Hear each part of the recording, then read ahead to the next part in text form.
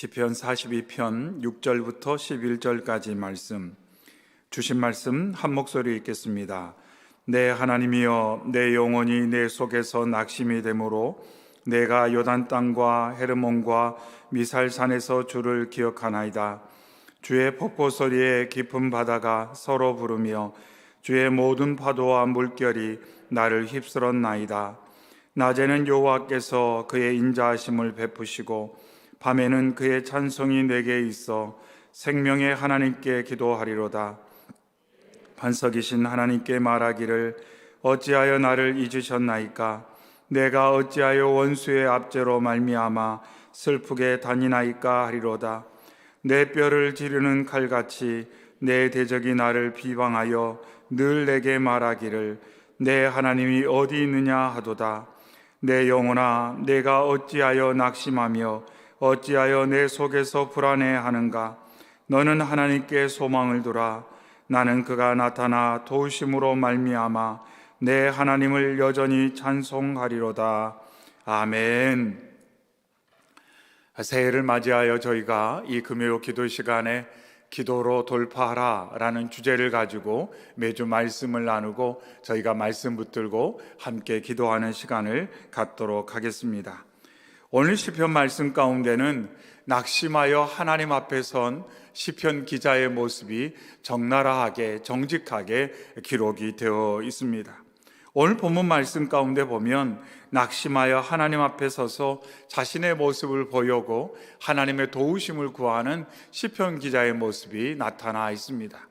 그런데 오늘 시편의 내용을 우리가 읽고 그 내용의 흐름을 살펴보다 보면 주제가 왔다 갔다 한다는 것을 느낄 수가 있습니다. 한마디로 무질서하게 슬픔과 기쁨이 배열이 되어 있다는 것입니다. 얼마나 마음이 힘든지, 얼마나 마음이 낙심된지 하나님 앞에 나와 하나님께 기도하는데 그 마음이 왔다 갔다 하는 것을 오늘 본문 말씀 가운데 우리가 확인할 수가 있습니다. 한마디로 하나님 앞에 서서 논리를 가지고 조리 있게 하나님 앞에 말을 하지 못하고 있는 상황을 볼 수가 있습니다. 그만큼 그의 마음이 힘든 상황이고 그러함에도 불구하고 정직하게 자신의 마음을 하나님께 보여드리는 시편 기자의 모습을 우리가 확인할 수가 있습니다. 오늘 본문 말씀 6절에 내 하나님이여, 내 영혼이 내 속에서 낙심이 되므로 내가 요단 땅과 헤르몬과 미살산에서 주를 기억하나이다, 이렇게 선포하고 있습니다. 시편 기자가 말하기를 하나님, 제 마음이 낙심이 됩니다. 낙심이 됩니다.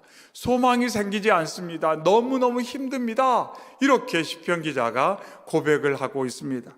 그러면서 그 이유를 몇 가지로 선포하고 있습니다. 10절에 내 뼈를 찌르는 칼같이 내 대적이 나를 비방하여 늘 내게 말하기를 내 하나님이 어디 있느냐 하는도다.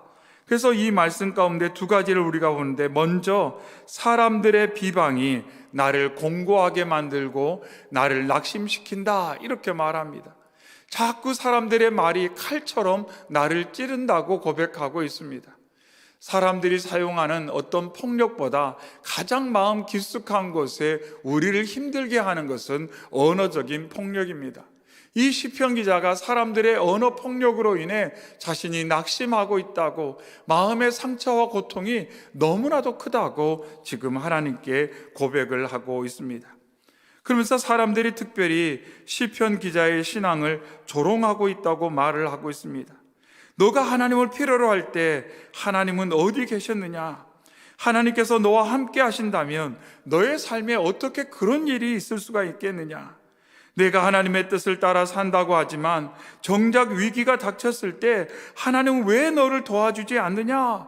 이런저런 말로 계속해서 찌르고 베는 그러한 칼 같은 말을, 정죄하는, 비난하는 말을 시편 기자가 듣고 있다고 말하고 있습니다.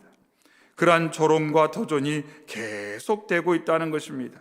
그러면서 7절에 주의 폭포 소리에 깊은 바다가 서로 부르며 주의 모든 파도와 물결이 나를 휩쓸었나이다, 이렇게 고백하고 있습니다. 이 7절 말씀은 참 해석하기가 어려운데 시편 기자는 이 내용을 토록해 뭘 말하기를 원하냐면 사람들의 비방하는 소리가 마치 거센 풍랑과 같다 이렇게 말합니다. 도저히 내 힘으로 어떻게 할 수 없는 거센 풍랑과 같다 이렇게 자신을 비유하듯 여기서 말을 하고 있습니다. 폭포, 파도, 물결 점점 가중되고 있는 시련을 의미하고 있습니다. 마치 사나운 물이 자신을 덮치는 것 같은 도저히 견딜 수 없고 대항할 수 없는 그러한 숨도 쉴 수 없는 것 같은 압도된 상황을 여기서 말을 하고 있습니다. 어찌 물결이 밀어닥치는데 자유로울 수 있는 사람, 평안할 수 있는 사람이 어디 있겠습니까? 숨도 제대로 쉬지 못하는, 몸도 제대로 가누지 못하는, 도저히 희망이 없는 그 상황 가운데 낙심할 수밖에 없는 자신의 상황을 이처럼 비유로 선포하고 있습니다. 마치 자신의 인생이 난파선과 같다는 것입니다. 사나운 폭풍 속에서 이리저리 흔들거리며 배가 부서질 것만 같은 위기의 상황 가운데 있음을 여기서 고백을 하고 있습니다. 이런 상황 가운데 어찌 보면 낙심하는 것이, 절망하는 것이 자연스럽게 보일 정도의 그런 상황이라고 말하고 있습니다. 거기에 더하여서 시편 기자를 더 힘들게 하는 것은 외로움이었습니다. 9절에 내 반석이신 하나님께 말하기를 어찌하여 나를 잊으셨나이까? 내가 어찌하여 원수의 압제로 말미암아 슬프게 다니나이까 하리로다. 그러면서 말하기를 하나님 어찌하여 저를 잊으셨습니까? 이렇게 시편 기자가 고백을 하고 있습니다. 그는 8절 말씀에서 극한의 고통 가운데 하나님을 바라고 도움을 청하였습니다. 낮에는 여호와께서 그의 인자하심을 베푸시고 밤에는 그의 찬송이 내게 있어 생명의 하나님께 기도하리로다. 이렇게 하나님께 도움을 청하며 하나님을 바라보는 시편 기자의 모습을 볼 수가 있습니다. 극한의 고통에서 기도하고 있습니다. 그런데 응답이 없자 사람들이 더욱더 자신을 힘들게 했다는 것입니다. 너가 그렇게 기도해도 응답이 없는 것 보니 너가 기도하는 대상인 하나님은 존재하지 않는 것 같다. 이렇게 사람들이 조롱하고 찌르는 말을 했습니다. 하지만 시편 기자는 하나님의 응답이 없다고, 하나님이 계시지 않다고 하는 생각을 하는 그런 믿음 없는 사람은 결코 아니었습니다. 하나님은 계셔. 그런데 문제는 하나님의 응답이 느껴지지 않는다는 것입니다. 그래서 하나님께서 침묵하시는 것처럼, 하나님께서 멀리 있는 것처럼, 하나님께서 나를 그냥 홀로 두시는 것처럼 너무너무 힘든 외로운 시간을 자신이 보내고 있다는 것을 여기서 고백을 하고 있습니다. 자신이 마치 버림받은 존재처럼 하나님이 자신을 잊어버리시지 않았을까? 더 이상 나를 사랑하지 않는 것은 아닐까라고 느낄 정도로 힘든 시간을 이 시편 기자가 보내며 마음에 낙심하고 있다는 것입니다. 이렇게 힘들 때 사람은 과거를 회상합니다. 6절 하반에 내가 요단 땅과 헤르몬과 미살산에서 주를 기억하나이다 이렇게 말하고 있습니다. 그때는 참 좋았는데, 그때는 참 좋았는데. 사람이 힘들고 어려워지면 자꾸 과거를 회상합니다. 근데 과거를 회상하면 회상할수록 오늘 더 힘듭니다. 왜냐하면 과거와 같은 시간이 내게 다시 오지 않을 것 같은 그런 두려운 마음이 들기 때문에, 과거는 그렇게 좋았는데 나는 왜 오늘 이런 상황 가운데 있는가 하면서 또 다른 복잡다단한 생각이 거기에서 파생되기 때문에 과거를 회상할 때 과거를 생각하며 위로가 되거나 힘이 생기는 것이 아니라 도리어 마음이 더 불안해지고 답답해지고 또 많은 생각으로 인해 삶이 지쳐가는 것을 시편 기자는 여기서 고백을 하고 있는 것입니다. 시편 기자는 이러한 낙심의 악순환 가운데 빠져들고 있습니다. 우울한 감정으로부터 벗어나려고 나름 노력은 하고 있지만 벗어나려고 하면 할수록 낙심에서 빠져나오기 힘든, 마치 늪에서 허우적거리는 것 같은, 어떻게 하면 내가 이 상황에서 빠져나갈 수 있을까를 생각하지만 어디에서도 방법을 찾지 못하는 안타깝고 힘든, 그러면서도 하나님의 도움이 오지 않은 것 같아 외로움 가운데 지쳐가는 시편 기자의 모습을 여기서 볼 수가 있습니다. 그런데 오늘 말씀 가운데 이 시편 기자가 그럼에도 불구하고 믿음으로 점점 하나님 앞에 나아가는 모습이 여기서 엿보입니다. 먼저 6절 상반에 내 하나님이여 이렇게 말하고 있습니다. 내 하나님이여. 마음은 비록 낙심이 되고 사람들이 나를 찌르는 말로 상처를 입히고 외로움 가운데 뭔가 단절되는 것 같은 힘든 시간을 보내고 있지만 이 시편 기자는 이런 상황 가운데서도 하나님 하고 하나님의 성호를 여기서 부르고 있다는 것입니다. 소망을 하나님께 두고 계속해서 하나님의 이름을 부르는 시편 기자의 모습을 여기서 볼 수가 있습니다. 마치 약복강가에서 하나님을 붙들고 하나님 저 어떻게 하면 좋습니까? 20년 동안 수고해서 뭔가 이룬 것 같지만 이 하룻밤에 다 잃어버릴 것 같습니다. 어떻게 하면 좋습니까? 하나님을 붙들고 기도하며 씨름했던 그 야곱처럼 오늘 시편 기자도 하나님 앞에 나아가 하나님을 붙들고 기도합니다. 하나님, 제 마음이 낙심됩니다. 제가 너무 외롭습니다. 하나님, 사람들의 마음들이 너무 저를 지치게 하고 아프게 합니다. 어떻게 하면 좋습니까? 이렇게 하나님을 붙들고 기도하는 시편 기자의 모습을 볼 수가 있습니다. 하나님께서는 일찍 이스라엘 백성들에게 입을 열어 기도하라고 요청하셨습니다. 시편 81편에 나는 너를 애굽 땅에서 인도하여 낸 여호와 내 하나님이니 내 입을 크게 열라 내가 채우리라 이렇게 말씀하셨습니다. 하나님께서 낙심될 때 어떻게 하라고 말씀하시냐면 내 입을 넓게 열라 이렇게 말씀하셨어요. 너의 입을 넓게 열어라. 그러면 내가 채워주겠다고 분명 하나님께서는 약속을 하셨습니다. 하지만 안타깝게도 이스라엘 백성은 하나님의 음성을 듣지 않았고 입을 열지 않았습니다. 시편 81편 11절에 내 백성이 내 소리를 듣지 아니하며 이스라엘이 나를 원하지 아니하였도다 이렇게 말씀합니다. 이 말씀을 통해 하나님은 뭘 강조하시냐면 하나님께 입을 여는 것이 하나님을 원하는 것이다 이렇게 말하고 있어요. 하나님께 입을 여는 것이 하나님을 원하는 것이다. 하나님을 기대하는 것이다. 이렇게 말하고 있습니다. 그런데 가족 관계나 사람들과의 관계도 비슷하지 않습니까? 좋은 관계이고 또한 좋은 관계 가운데 서로에게 신뢰관계가 있으면 원하는 것을 말할 수도 있고 또한 그 원하는 마음을 가질 수가 있습니다. 하지만 관계가 깨어지고 관계가 멀어지면 원하는 마음도 없습니다. 기대하는 것도 없습니다.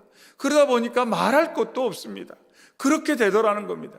그래서 하나님께서 내 입을 넓게 열라라고 말하는 것은 결국 하나님을 기대하고 하나님께 기대하는 것을 믿고 간구해라 이렇게 하나님께서 요청하시면서 너가 나를 믿고 간구한다면 내가 채워줄 거다 이렇게 하나님께서 약속을 하고 있습니다.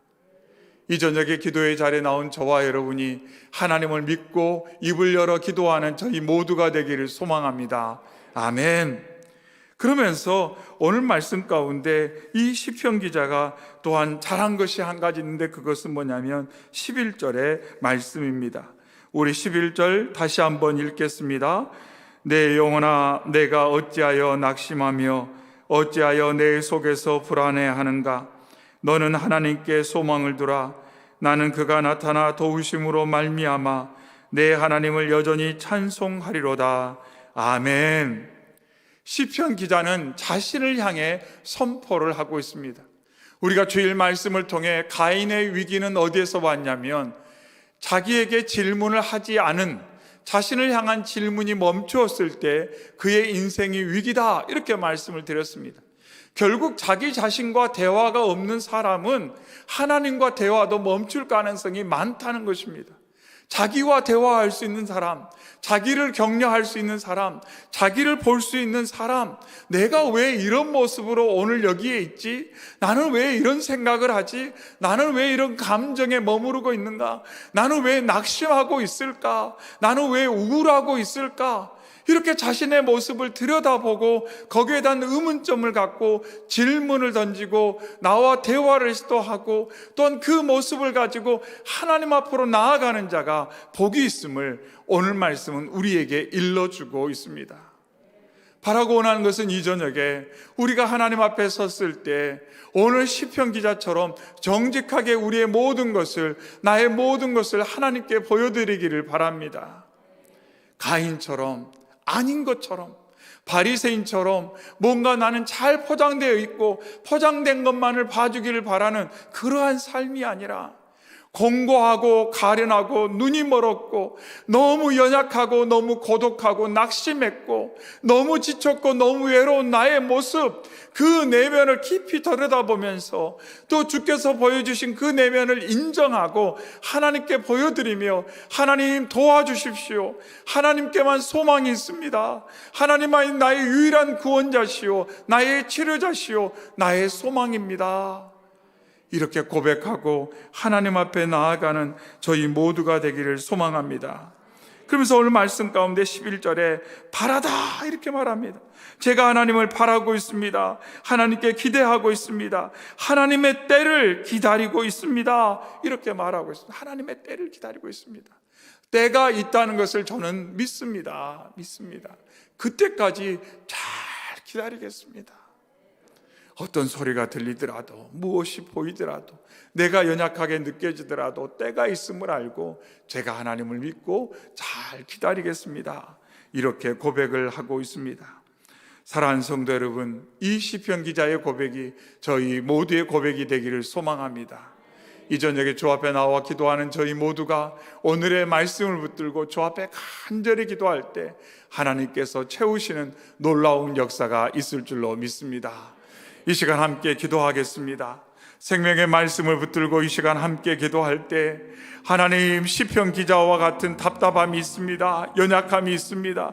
제 안에 낙심된 마음이 있고 우울한 감정이 있고 사람들의 찌르는 말로 상처가 있고 어찌할 바를 알지 못하여 혼란한 마음이 있습니다.